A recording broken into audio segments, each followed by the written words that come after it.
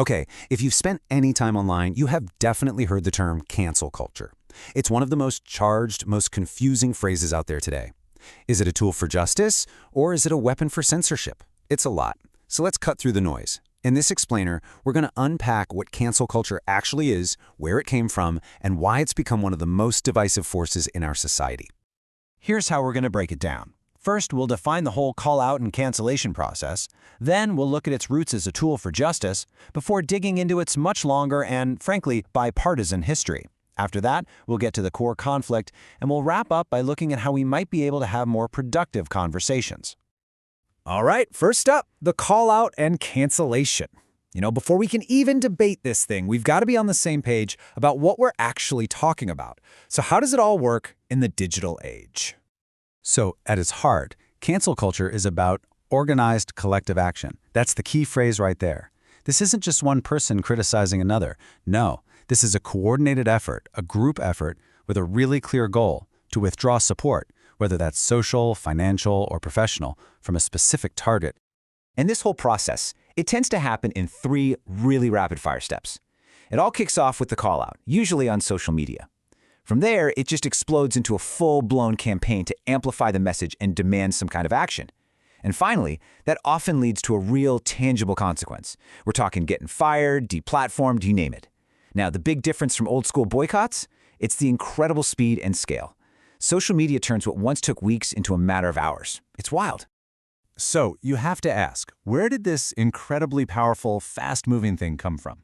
Well, proponents will tell you it didn't start out as a weapon. It started as a necessary tool for social justice, a way to give a voice to people who didn't have one. And from that social justice perspective, cancellation is really just another word for accountability. The scholar Eng puts it this way: it's this withdrawal of support for problematic actions.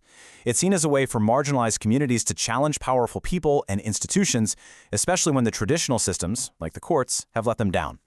And we saw this play out in a big way back in 2020 and 2021. Remember all those intense online campaigns targeting brands for using racial stereotypes in their logos? Well, that collective pressure actually worked. Companies like Aunt Jemima and Uncle Ben's were basically forced to rebrand, which really proves that this kind of public action can create some serious real-world change.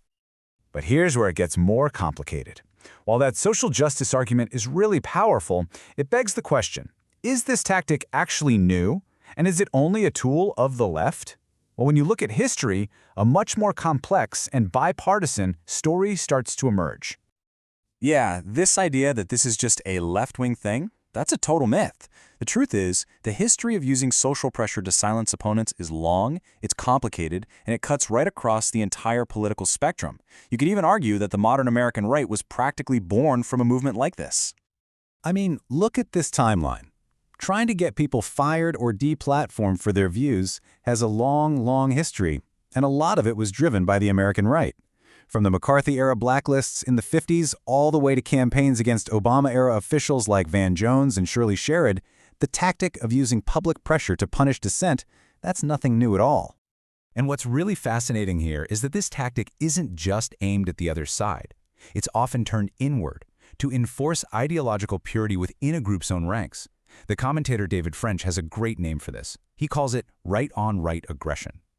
And these examples are just so telling. You have Daniel Darling fired by a religious group for having a moderate view on vaccines. Chris Stirewalt let go from Fox News because his team made an accurate election call that just happened to anger the base. And the Mores, who were basically harassed right out of the Southern Baptist Convention for not backing Donald Trump. It shows that the radicals often go after their own in-group moderates with even more ferocity than their political opponents. So we've looked at the arguments for accountability, and we've seen the long history of this tactic from all sides. And that brings us right to the core of the issue, this fundamental tension between 2 really important competing values. It really all boils down to this. On one side, you have the pro-accountability view. This side sees collective action as a totally valid, even necessary tool for justice when other systems fail. But on the other side, you have the free speech critique, which argues this whole thing is a rush to judgment that just tramples all over due process. So one side says, hey, some division might just be the cost of creating a more equitable society. The other side is worried sick about a chilling effect that just silences debate altogether. And that chilling effect, it is very real. A national survey found that 68% of Americans, that is a huge majority, believe that people today are just overly sensitive and are actively looking for things to be offended by. And this creates a climate of fear, right? It's a psychological feedback loop where people just start to self-censor, terrified that one wrong move could have devastating consequences. Because we have to remember, this isn't just some abstract political debate. There's a profound human cost. The people who are targeted by these campaigns report severe psychological trauma. We're talking anxiety, depression, and intense social isolation. And that fear doesn't just hurt individuals, it creates this vicious cycle that stops out the kind of candid, sometimes difficult conversations that a healthy democracy absolutely needs to survive. So, given how high the stakes are, is there a better way to do this? Well, let's explore a few potential paths toward a more productive kind of discourse. A really good starting point is a concept called intellectual humility. It's this simple but honestly super powerful idea of just starting from the position that, hey, maybe you're wrong. It means you prioritize listening and understanding over just trying to win an argument. It's all about shifting the goal from combat to collaboration. And here's a pretty fascinating way to put that humility into practice. It's called the anti-debate. So, in an anti-debate, the winner isn't the person who tears down their opponent's argument the best. Nope. The winner is the person who can best show that they truly understand the other side's point of view. It makes it a contest of empathy and truth-seeking, not just a shouting match. And so, that brings us to the big question we're left with. How do we build a culture where there are consequences for harmful actions and create a more just society without completely destroying the culture of conversation we need to function? How do we balance accountability with open dialogue? This might just be the central challenge of our digital age, and the answer is going to define the future of our public square.